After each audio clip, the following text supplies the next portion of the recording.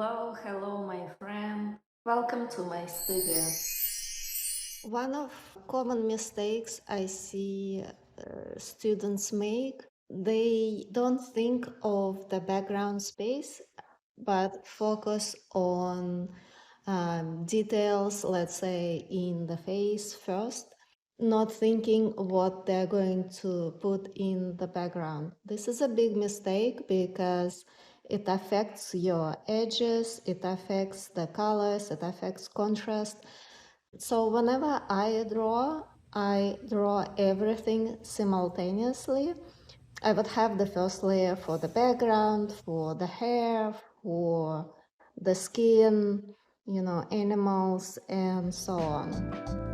If you'd like to show your support, please share this video with your friend or buy a book from me.